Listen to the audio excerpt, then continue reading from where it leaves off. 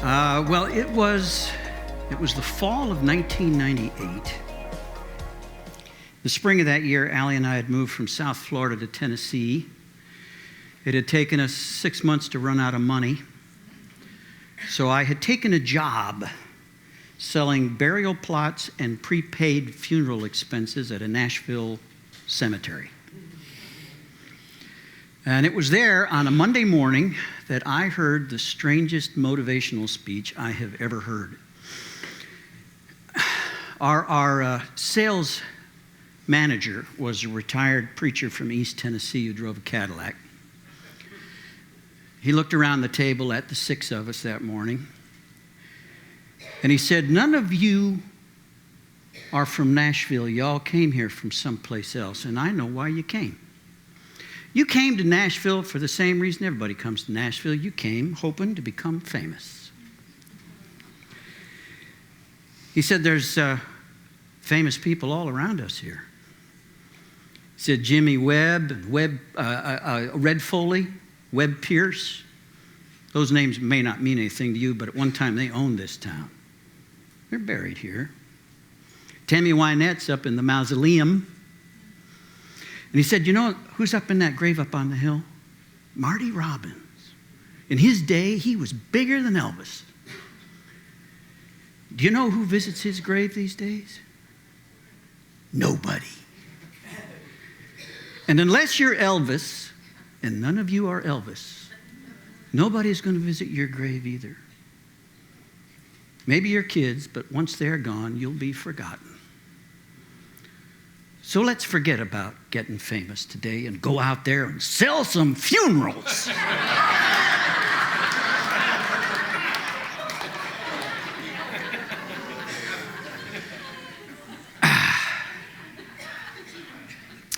I didn't go straight home from work that day. I was in no hurry to get home, and Allie was in no hurry to see me.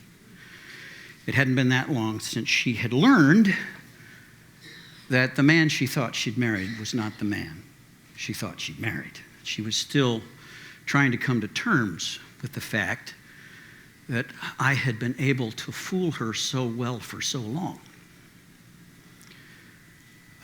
So I went to a 12-step meeting for sex addicts. On that catastrophic night when she caught me, I was for the first time ever willing to go for help. I did not go to the church. We were fairly new to the church, and but I'd grown up in church, and I knew what would happen if I brought that to the church. The sirens would go off. "There's a sinner in the church!" The prayer chain would be activated. By the next Sunday, everybody would be notified. They might not kick me out right away. They might assign me a probation officer, an accountability partner. And there would be a theoretical route to reinstatement, but everybody knew that that window had closed. If we were ever going to find respectability again, it would have to be someplace else. That's what I believed. It turned out not to be true,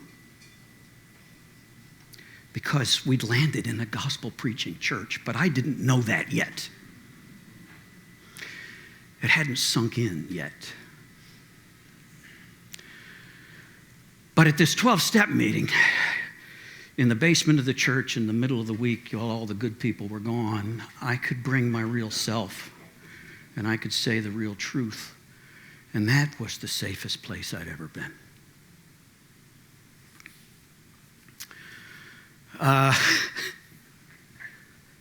My first sponsor was a guy I'd first seen in church. And after the meeting, he had said, "If you want, I'll walk with you a while." And he meant it literally. We went for walks every day. And I do that to this day. The way I keep what little freedom I have is by giving it away. And the way I give it away is I walk for at least an hour with a guy every day. So I got a Monday guy, a Tuesday guy, a Wednesday guy, a Thursday guy, a Friday. Some days I have 2 guys.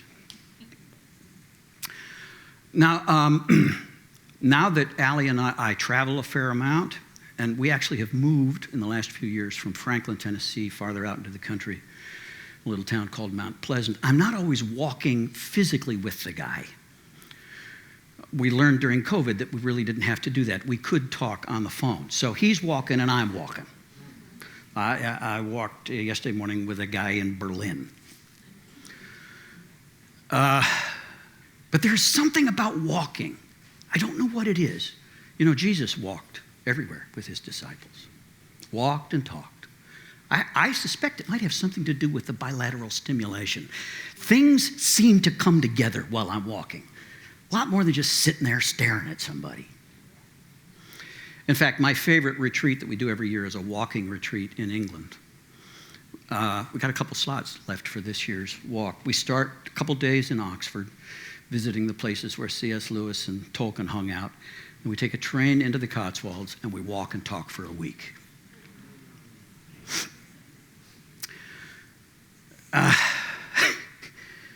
Sometime last year, I guess I was in Pittsburgh, early morning, on the phone, walking and talking. My guy was back in Tennessee, just chugging along. And all of a sudden, I tripped. And I don't know if you know what it's like to trip while you're moving. I started running, trying to catch up with myself. And what I felt in the moment was embarrassment because there were other people around and I was not able to recover. And I landed on knees and elbows. But more than the pain, it was the embarrassment. I immediately looked around to see whether anybody had seen. And a couple people said, "Are you okay?" And I quickly scrambled to my feet and said, "Oh, I'm fine," and tried to fake like I meant to do it.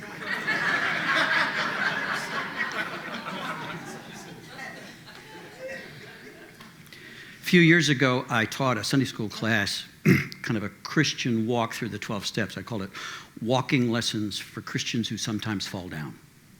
It's available now as a podcast, by the way. I do think that that is a wonderful metaphor for life and for recovery.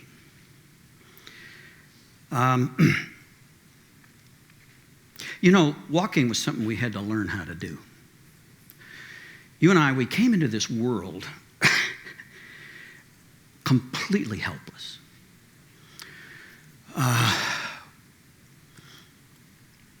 We actually had a learning process, a learning system that had begun to operate. But it was what the medical field now calls the implicit learning system. Our brain was only partially developed. It wouldn't fully develop until we were 25, or some of us 45. So we came out into the world, and we were clueless. We didn't know how to operate this body. It took a couple weeks before we stopped hitting ourselves in the face, right? We couldn't feed ourselves. We couldn't care for ourselves. We couldn't even roll over. We were completely dependent upon the kindness of strangers for our very survival. It became very clear to us early on that we needed to keep these giants happy. And so we began to learn long before that cerebral cortex was formed, long before we could put words around it, long before we could think rationally about it. Very much on a limbic level, we began to learn what induces them to feed us, what makes them happy, what brings soothing sounds. And then we tried to extract from them all we had no information about the world.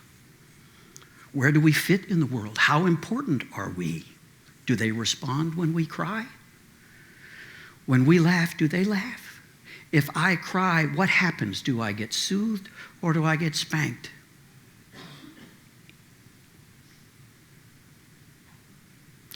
And not all parents are aware of what's going on. My parents loved me.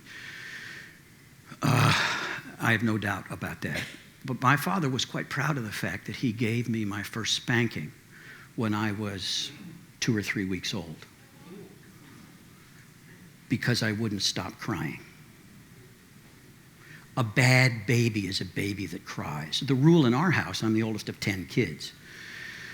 All of us addicts, by the way. And I'm the only one who's never been divorced. The rule in our house was you never pick up a crying child. You never reward a child for crying. I learned very early, you take care of yourself. You meet your own needs. Nobody else really cares. So I'm limbically learning my place in the world. As I get older, I am rewarded for being a good boy. And I become a very good boy, very adept at pleasing my parents, very good at church. When church comes around, Dad's a preacher. I can outshine my siblings. One of my younger brothers, the only way he could get attention was just go the other way.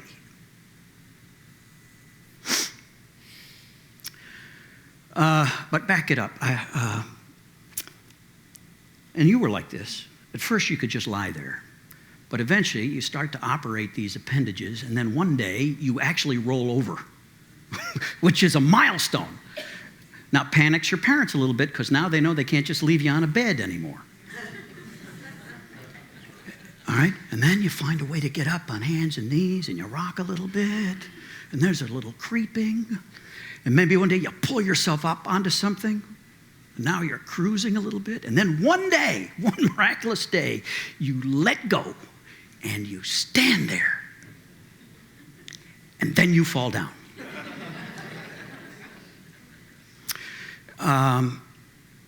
Which is why God gives babies short legs, soft bones, soft bottoms.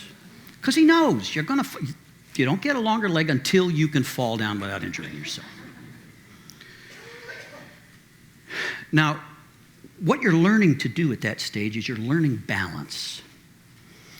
As I'm sure you probably already know, the primary organ for balance is found in the inner ear. This nautilus-shaped thing filled with a viscous fluid, and into the fluid are these tiny little neurons, these tentacles that are wired directly into the cerebellum. Instantaneous communication, so that whenever you move, it's registered in the brain. Now, here's the thing. Your brain is not only monitoring your movement, it's also recording your movement, remembering it. All of that's going into a database.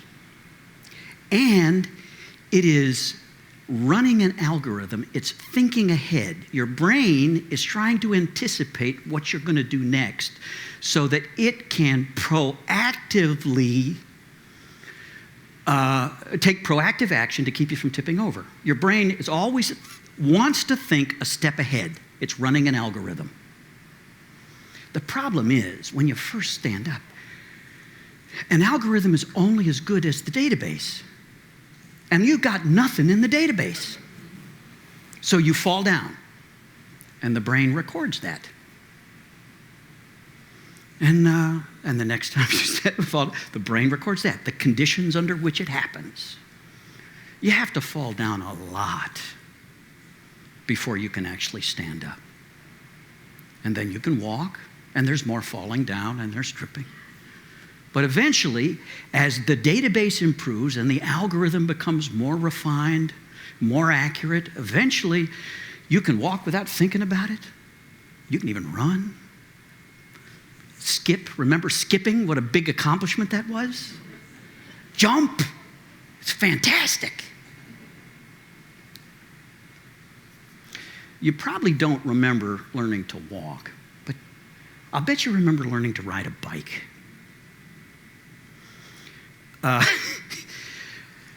I remember my first bike. It had 12-inch wheels, solid rubber tires. It was red, chrome fenders, and training wheels. My dad brought it home from work one day, put it in the driveway. And I rode that bike up and down the driveway for I don't know how long, quite a while, and then down the sidewalk. This was back in the day when I could actually drive down the block and back out of sight of the house and back on the training wheels, leaning heavily on the training wheels. And then one day when he came home from work, Dad said, "You're too old for the training wheels." And he took them off. And I thought I would immediately ride away, but that's not what happened. I dumped the bike pretty early without the training wheels. Because here's the problem. Up until then, my brain had solved this algorithm for balance. I knew how to stay upright when I was walking. The problem is now, for the first time, without any external support, there was a hinge between me and the ground that wasn't there before. So that when I started to tip over, I automatically leaned the wrong way. And so I crashed. It took a while, but eventually I learned that when I'm on a bike, the rules are different and I have to lean the other way. But it took a few accidents for that to happen. Eventually I became pretty proficient at that bike. But I didn't get another bike for a very long time. We were poor. I desperately wanted, my classmates had bikes, and they had cool bikes. This was back in the 60s. It was a long time ago. They had cool bikes with 12-inch wheels and banana seats and high-rise handlebars. And they could pull wheelies. They could do tricks. I wanted a bike so bad. Age of 12, I got a paper route. My main motivation in getting a paper route, if you have a paper route, you need a bike. And Dad said, "You get the paper route, I'll get you a bike." And he did. He went by himself to the store, and he came back with the bike he would have wanted when he was 12 years old. This thing was a Lincoln Continental of a bike. 28-inch wheels. It was huge. It had a center console. It had fenders. This padded grandma seat. It had a bell and sirens and streamers on the handlebars. It was embarrassing, this bike. And he also outfitted it with 2 wire baskets, one on either side, mounted slightly behind the rear wheels, where I could put the papers. Well, as soon as I could do so without, it took me a while. I learned to get on the bike, which was, that was a monster bike, but I finally learned to ride it. I did my very best. I really wanted to pull a wheelie. I got a banana seat to mount it, but it wouldn't work with the baskets. They were in the way. I did get high-rise handlebars. So I put the high-rise handlebars on it. I took off the center console. I took off the fenders. So now I had the biggest BMX bike in the world, this thing. So it's a Friday. Friday was when the newspaper was the fattest, because that's when the inserts went in for the weekend sales at the supermarket. Big. You had to put the so the papers are delivered to the house. We put them all together. We load the bike. I don't know. I've got, feels like 100 pounds of papers behind me. And I head off on my route. And the first stretch of the route, I got to go down a big hill. And halfway down the hill is a little bump where they've done a repair.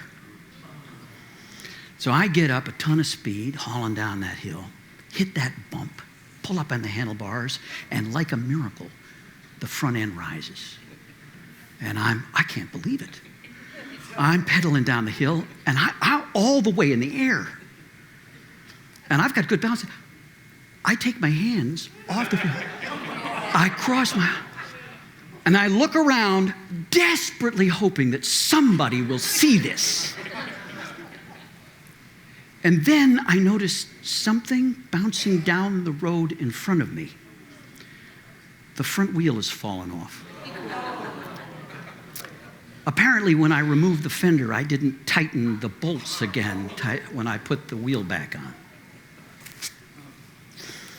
And I landed in a shower of sparks, went over those handlebars, sliding down the street, papers and everywhere.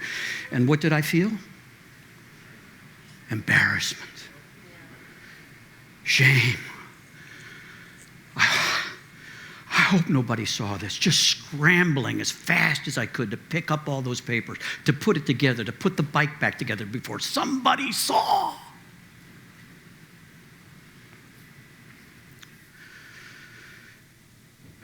I relapsed like a champ my first 3 years in recovery. Not coincidentally, it was 3 years from discovering my porn use before my wife, before I finally disclosed the prostitutes. But I did, those first few weeks in recovery in that room, I experienced what the drunks call the pink cloud. This period where the obsession is lifted and everything is clear and the sun is shining and Allie's having the worst time of her life. And to me, it's like, well, are you kidding? We're out of it. We're through. I'm free. I'm fixed. It's fantastic. And who needs the 12 steps? I'm through the door. I had a sponsor then, and he did want me to call and check in with him every day. And I would rehearse that call, you know. I had no intention at that point of joining. I was going to this group, but I didn't want to join the group. I was there for research purposes. At that point, I really thought that I had an information problem. I had spent years begging God for a private solution to my private problem. I'd spent years looking for the final piece of the puzzle, the key insight, the perfect ritual, the devotional discipline, the one thing that would make it possible for me finally to overcome this compulsion on my own. And I was hopeful that I had finally found the people who had the secret information. My goal was to set the land speed record for recovery. I'm a smart guy. I was going to get in there, absorb all the books, listen closely, learn the vocabulary, and then pass the final exam, get the trophy or the diploma or the green jacket or whatever the hell they give you, and then just go on and forget that this sad chapter of my life had ever happened. That's what I wanted to do. And then I had this slip. It just came out of nowhere. Just boom, I'm face first into the internet. Not back to hookers, thank God, but I'm right into hardcore porn. I didn't tell my sponsor right away. I waited. I wanted 3 days clean so that I could safely talk about it in the past tense.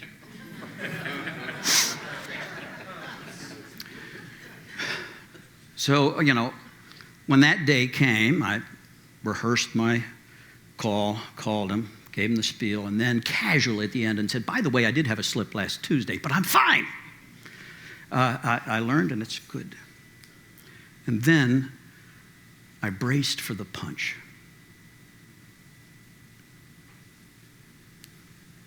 And it never came.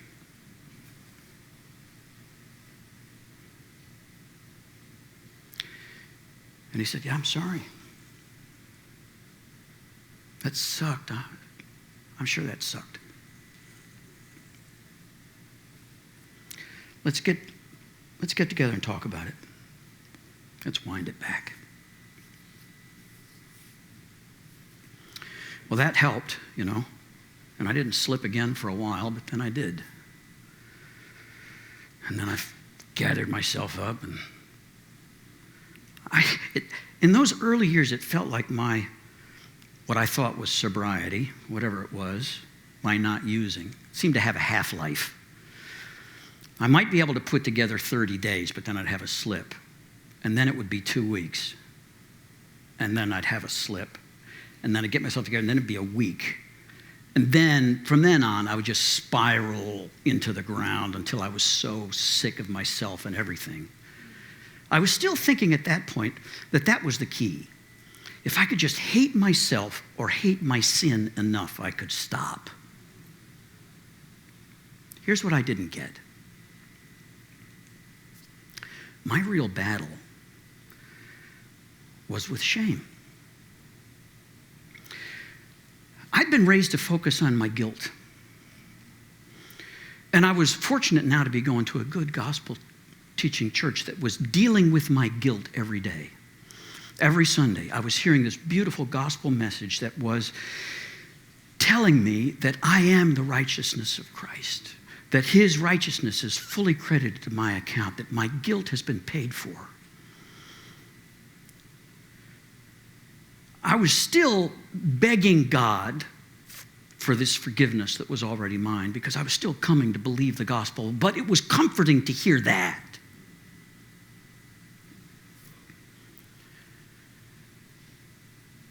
Did you know that in the Bible, shame is a bigger issue than guilt? Check your concordance. For every one mention of guilt in the Bible, there are 3 mentions of shame. And it's right there from the very first chapter, is it not? The story of Adam and Eve and the way they respond after first contravening, God's instructions. What do? They hide. They feel ashamed. They cover up. These two who've been naked as jaybirds, not a secret between them, going for a walk with God in the garden every day, just not hiding anything. Suddenly this impulse, shame is rooted in fear. Fear that if you see how bad I have messed up, you will reject me. And so shame hides. It's what it does. Whether it's making these poor people, they had no idea what clothes were. Their best attempt, those fig leaves, pretty pathetic. But they had to cover up from each other. And then when God came for the daily walk in the garden, which, by the way, in the churches I was raised in, he never would have done. No. Because I was taught God can't be around sin. God is holy, which is why when you sin, he leaves. Sin is kryptonite to God. Apparently, God does not subscribe to that theology. Because he knew good and well what they'd done. And he came anyway. Because they're his kids. He loves them. They hide. This is the powerful message of the cross. At Easter, we tend to focus on that bloody, painful death. That excruciating experience that Christ voluntarily put himself through, shedding his blood as an expiation for our guilt. We see that, and we talk about it at times in gory detail, but we really miss how bad the cross was. Because that was a shame-based society. The truth is, in the crucifixion, the shame was greater than the pain. Jesus didn't just choose a painful, bloody death as an expiation for our guilt. He chose the most shameful death available, to be stripped naked, beaten, paraded through the city naked, and then taken to a hill where he's hoisted high into the air, spread eagle, naked, facing the city because he was dying for our shame. The message is clear. You don't have to hide anymore.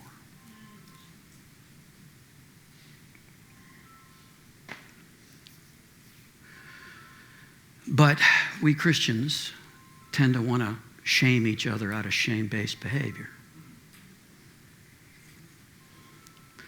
We even set up these shame-based accountability arrangements, But somehow, if I have to report,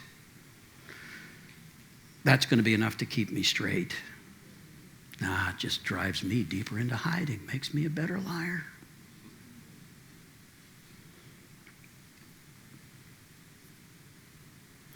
As I told the guys in the morning session, it was a while before I told Allie about the hookers.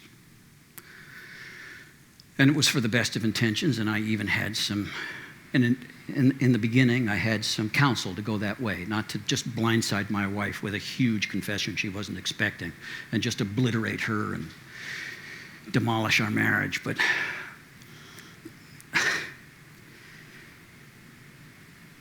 I was terrified that if she found out about them, she had accepted me. She knew I was in recovery for sex addiction. She knew I'd been a porn user and that I still struggled with it. And this whole forgiveness thing was getting humiliating, I grew up in the church. The best we could do was the church of the second chance. God always gives you a second chance. I was long past the second chance. It was annoying. It was humiliating to have to accept this forgiveness. I wanted to earn it. And it was bad enough having to be forgiven 7 times, but after the 7th relapse, it starts to feel like this is going to be 70 times 7, and I don't know if I can do it.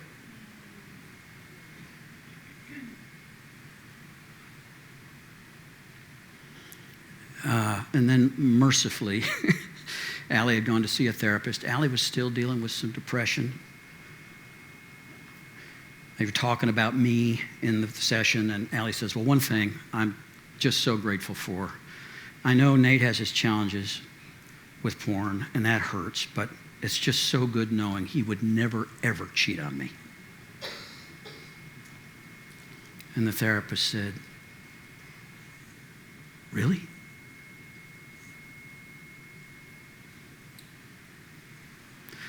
I had thought that. I had thought that had been one of my rationalizations for using porn. Early in my marriage, I told myself that's my best defense against infidelity. Not burdening my wife with my sexual needs. I'm actually being pretty noble here.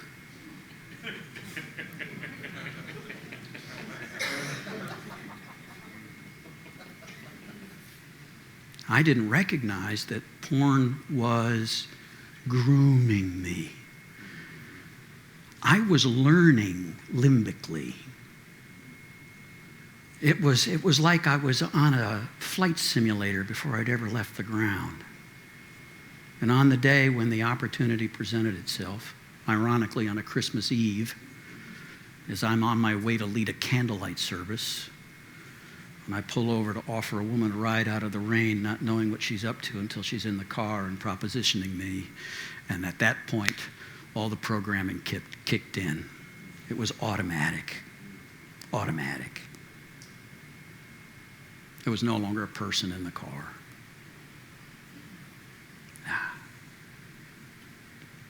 At any rate,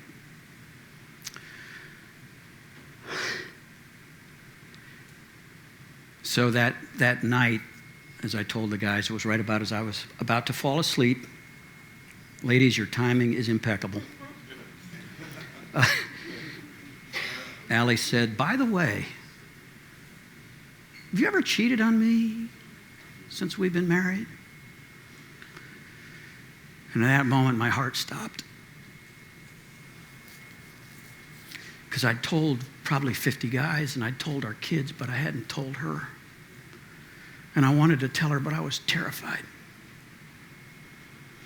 And the fact that it had been so long without me telling her, and I had led her to believe that she was safe there. that delayed yes, which I got good advice not to tell her right cold out of the gate. Today, as I told the guys this morning, thank God there's a growing number of well-trained Christian therapists who can help couples in disclosure. There wasn't any help 25 years ago.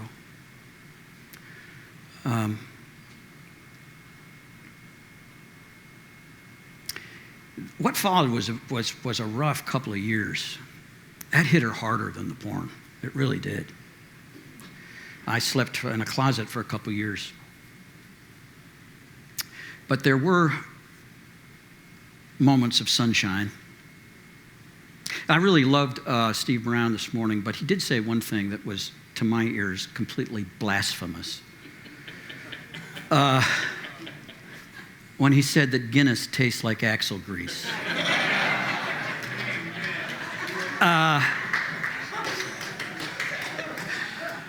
Because I love Guinness.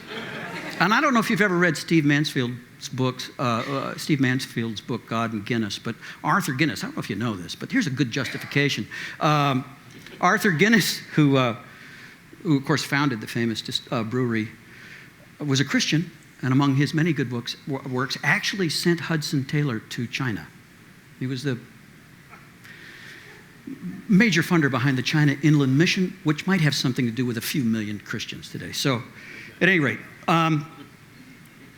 in those years when things were tense at the house, Allie and I could go down to the pub and we could have a couple of beers and play cards. Two mortal sins in my upbringing, by the way, drinking and cards.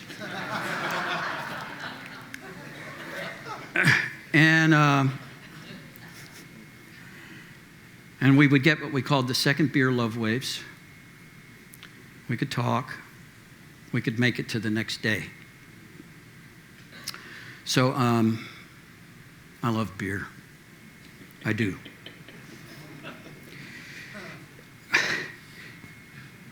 When my book, Samson and the Pirate Monks, came out, it was about to come out, I sent the galley to my dad, who didn't know any of this.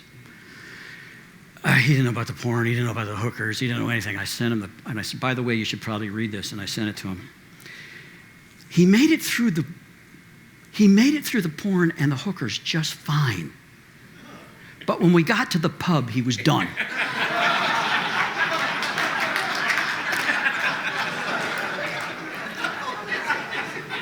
He could not handle it.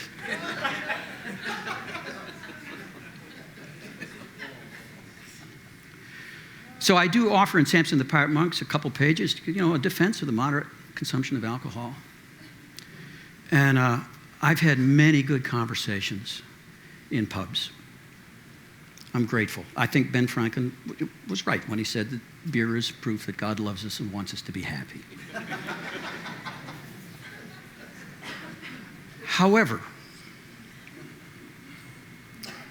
a few years ago,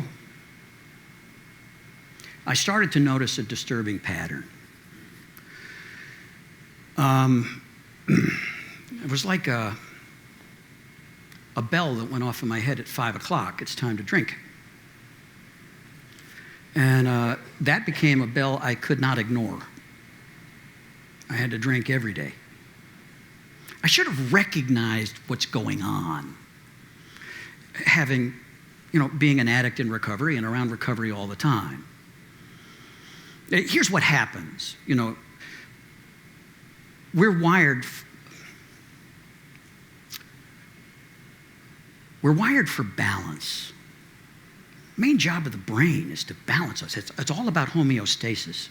The brain is working nonstop to balance everything, from the pH level to the blood, to our blood pressure, to chemical levels, to all kinds of stuff, and staying upright, right? Our addiction began when we were knocked off balance emotionally by something we were not prepared to handle.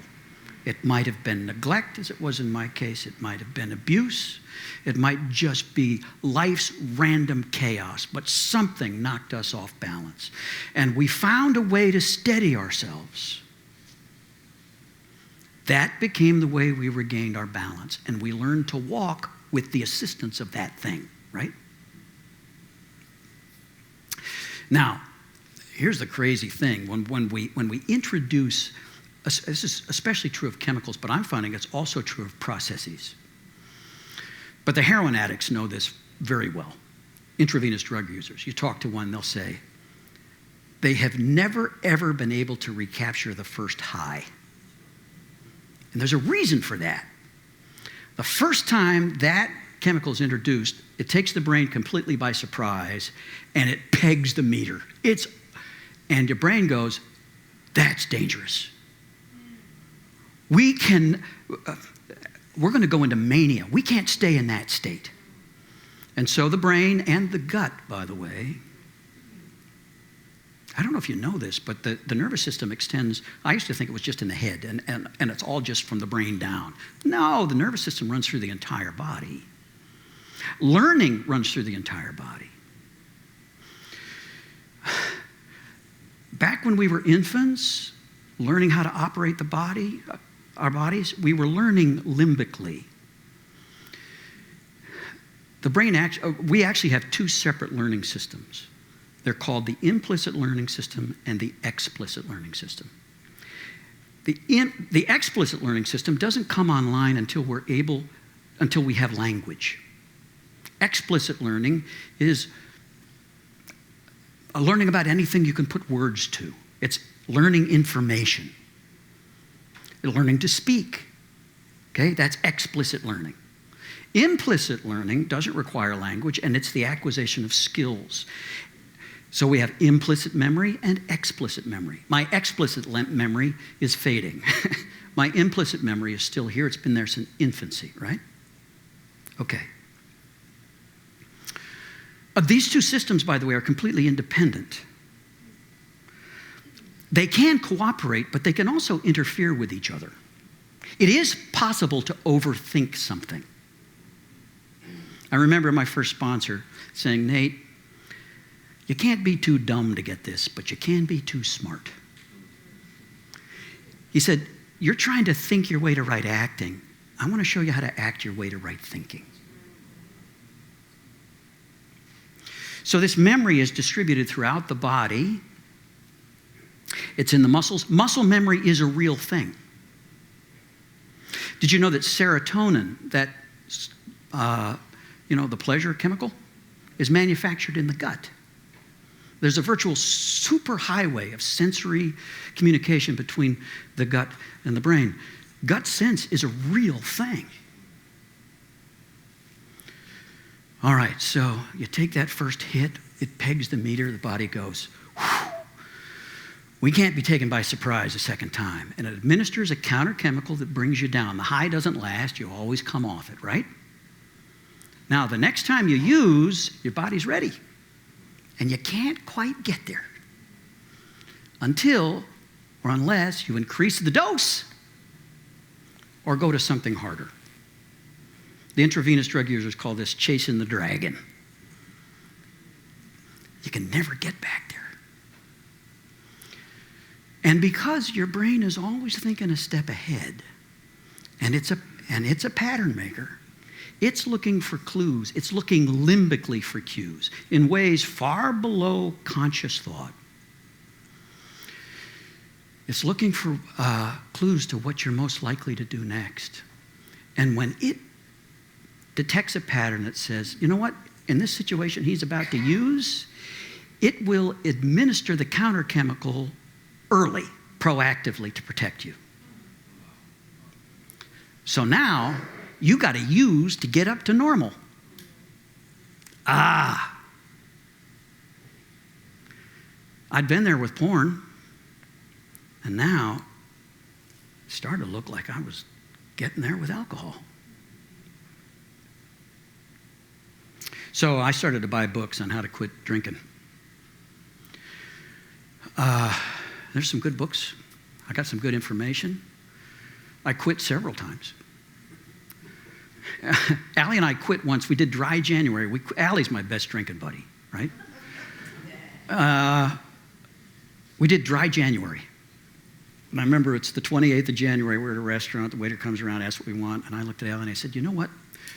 we agreed to quit for the month. And 28 days is a lunar month.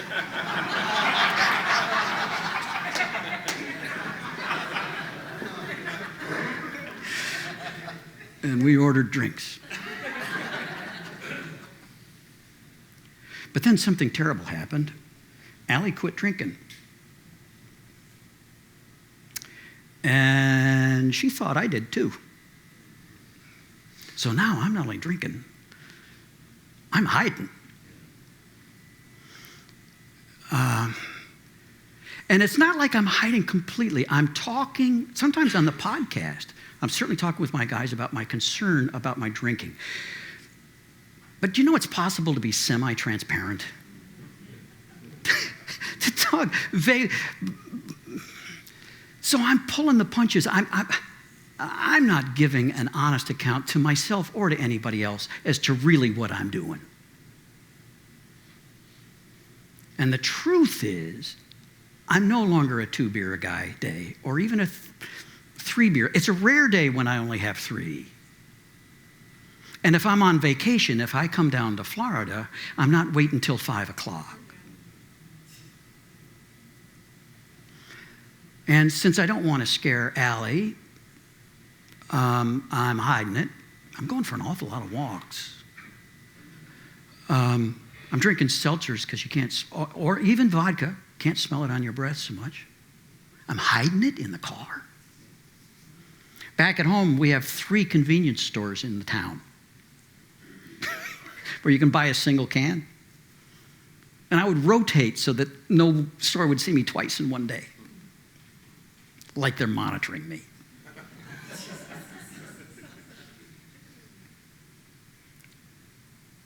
And I'm just drowning in shame. I'm feeling like such a frickin' fraud. Because here I am, I'm this recovery expert guy. And then, one night, after I don't know how many drinks, I relapsed on porn. That was a real wake-up. It wasn't long after that I was invited to speak at a men's event in Jackson, Mississippi. My friend Roan Hunter was there. He invited me, as a matter of fact. He orchestrated the whole thing. He's a ringmaster, that guy. So we did an event, I think it might have been on a Thursday night, and there was a couple hundred guys there. It was a big event, and I had a drink before I went in, and then I did the Nate Larkin show. And then he'd invited me to spend the weekend with him and some other guys. He and his buddy Phil do this crazy thing they call deer camp. And they go out in the Mississippi woods into a very rustic camp and around a fire, tell the truth. Ron and his buddy Phil are both therapists, but they're very cagey therapists. And I got to go, and I wasn't there leading. Usually when I go to an event like that, I'm a leader. I was just one of the guys. I was one of the 12 inductees. And there were 30, 40 guys who'd come to previous deer camps who came to support, and they were hanging around. And we all got a chance to tell a little bit about our story. And I could tell some of the other guys it was brand new, they'd never. And I'd been a professional storyteller. But I'd just been leaving some things out lately.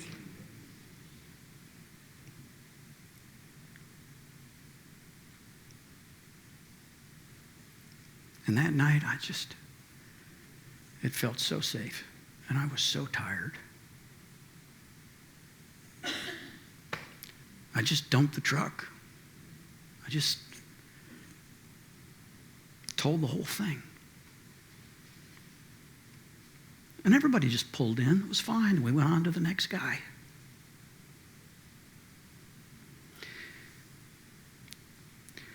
That's when, I haven't had a drink since. That was April 17th. I felt the urge a few times, but I haven't felt the need. Okay. It was then that I learned again a lesson I thought I'd learned. That the real issue was shame. I was hiding. And here's the thing about shame. You can't think your way out of shame. You can't believe your way out of shame. You have to walk your way out of shame. You have to allow yourself to be fallen and seen. Shame says, if they see me, they'll leave me. The only antidote is to let them see you. Let him see you. Let them see you. Only do it in a place that's safe to be seen. I'm not telling you to go out there and the average church and dump your truck. But there are safe places, and this is one of them.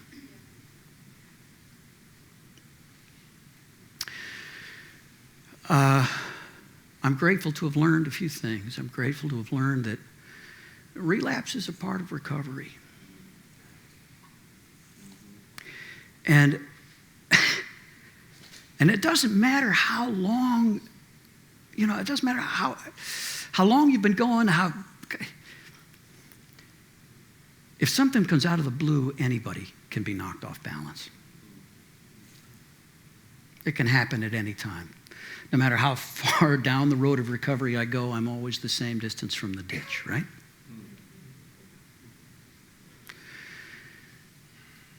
I still I think about that crazy motivational speech in Nashville. And the reason it bugs me is that the guy was right. I had moved to Nashville hoping to be famous. I actually had some songs in my back pocket that I was hoping to play for somebody someday.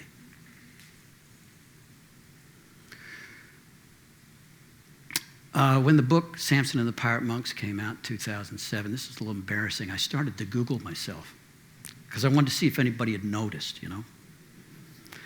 And I remember I was very excited the first time I showed up in the Google search. There were 12 mentions of Nate Larkin. But then I looked more closely and I saw that they weren't all of me because there's another Nate Larkin. A young, athletic filmmaker named Nate Larkin. And I've wondered in the years since whether I haven't thrown a wrench into his dating life as my visibility has improved.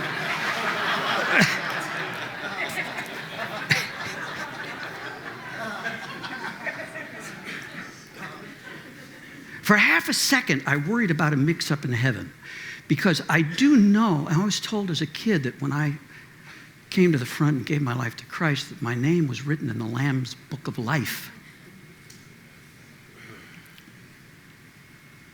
But I now know that Nate Larkin is not listed in the Lamb's Book of Life. Because that's not my real name. That's the name my parents gave me when they were telling me who I am, what I'm like, and what the world's like, and what I'm worth, and how everything works. But I have another name. The Father who made me from before the foundation of the world, he has my name. I don't know what it is, but I'll recognize it when I hear it.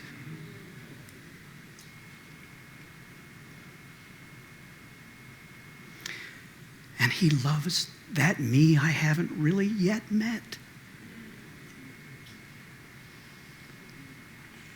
But I'm getting to know him, and I'm hoping that the people around me are starting to get to know him, because it's only as I shed these false personas and get out of the pretense, step out of the shadows, allow myself to be seen, do those relationships mean anything? Does the connection actually bring the soothing and the safety and the strength that I need? And I pray the same for you.